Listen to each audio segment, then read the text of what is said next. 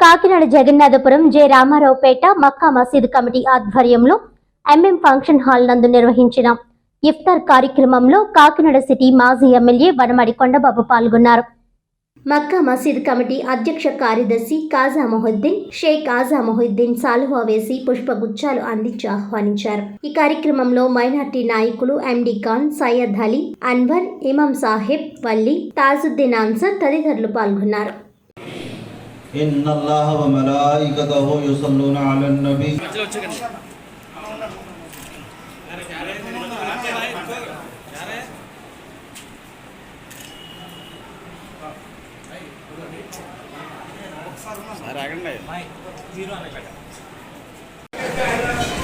మక్కా మసీదు కమిటీ వారి ఆహ్వానం మేరకు ఈరోజు నేను ఇఫ్తార్కి రావడం జరిగింది. ఈ సందర్భంగా మసీద్ కమిటీ వారికి పెద్దలకి మీ అందరూ కూడా రంజాన్ శుభాకాంక్షలు తెలియజేసుకుంటూ కృతజ్ఞతలు తెలియజేస్తున్నాను. చాలా సంతోషం. మక్కా మసీద్ వారు అధికారం ఉన్నప్పుడు ఏదే గౌరవించారు, అధికారం లేకపోతే ఏదే గౌరవించారు. నేను ఎప్పుడు మర్చిపోలేను, ఎప్పుడు ఈ సందర్భంగా తెలియజేస్తున్నాను. అదేవిధంగా ఈ పవిత్ర రంజాన్ మాసంలో మీరు ఉపవాసాలు ఉంటూ అల్లాహ్ని ఎంతో ప్రార్థన చేస్తూ ఉంటారు. మీ వ్యక్తిగత జీవితంలో మీరు ఏదైతే కోరికలు కోరుకుంటారో మీ జీవితంలో అవన్నీ కూడా అల్లాహ్ దయ వల్ల జరగాలని, అదేవిధంగా మీకే కాదు ఈ రాష్ట్రంలో ఉన్న ప్రజలకి, దేశంలో ఉన్న ప్రజలందరూ కూడా అల్లాహ్ దయ వల్ల మంచి జరగాలని కోరుకుంటూ మరొకసారి ఈరోజు ఇఫ్తార్ ఇంటికి ఆహ్వానించి నన్ను గౌరవించినందుకు మరొకసారి మీ అందరూ కూడా కృతజ్ఞతలు తెలియజేసుకుంటూ మరొకసారి రంజాన్ శుభాకాంక్షలు తెలియజేస్తున్నాను. ముస్లిం సోదరులందరికీ కూడా రంజాన్ శుభాకాంక్షలు తెలియజేసుకుంటున్నా. ఈ రంజాన్ సందర్భంగా ఏదైతే ముస్లిం సోదరులందరూ కూడా ఈ పవిత్ర రంజాన్ మాసంలో ఎంతో భక్తి శ్రద్ధలతో ఉపవాసాలతో ప్రార్థన చేస్తూ రంజాన్ పండుగ జరుపుకుంటూ ఉంటారు.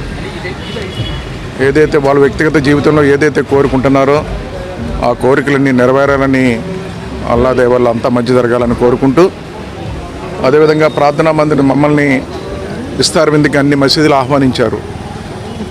ఇఫ్తార్ విందులో పాల్గొన్నప్పుడు శుభాకాంక్షలు తెలియజేయడం జరుగుతుంది తప్ప ఈరోజు అక్కడ ఏమీ మాట్లాడలేకపోతున్నాం, ఎందుకంటే ఎలక్షన్ కోడ్ ఉంది కాబట్టి. అయితే ఈ రోజున అధికారం ఉన్నప్పుడు గౌరవించారు ఈ ముస్లిం సోదరులు, అధికారం లేకపోయినా ఈ ఇఫ్తార్ విందులకి ఆహ్వానించి మమ్మల్ని గౌరవించడం ఈరోజు ఈ నగరంలో ఉన్నటువంటి ముస్లిం సోదరులందరూ కూడా మనస్ఫూర్తిగా అభినందిస్తున్నాం. వీరు బీజేపీ పార్టీతో పొత్తు పెట్టుకున్నారు, ముస్లిం వ్యతిరేక పార్టీతో పొత్తు పెట్టుకున్నారని చెప్తున్నారు. అవన్నీ అవాస్తవాలు. ఈరోజు ఒక విషయాన్ని గుర్తు చేయవలసిన అవసరం ఈ రాష్ట్ర ప్రజలందరికీ కూడా. ఆ రోజు 99లో కూడా పొత్తు పెట్టుకున్నాం బీజేపీ పార్టీతో. ఆ రోజు ముస్లిం సోదరులకు ఎటువంటి అన్యాయం జరగలేదే, సంక్షేమం ఇచ్చాం, అభివృద్ధి చేస్తాం, ఎటువంటి ఇబ్బంది లేకుండా పరిపాలన అందించాం. తర్వాత 2014లో కూడా పొత్తు పెట్టుకున్నాం.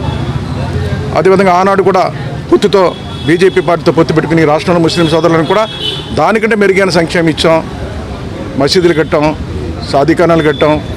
అదేవిధంగా రంజాన్ పండుగలో రంజాన్ తోఫా ఇచ్చాం, అన్ని విధాలుగా సాయం చేస్తాం, ఆర్థికంగా బలపరిచాం ముస్లిం సోదరుని. ఏనాడు ముస్లింకి ఎటువంటి అన్యాయం జరగలేదు. ఈరోజు మళ్ళీ పొత్తు పెట్టుకున్నాం.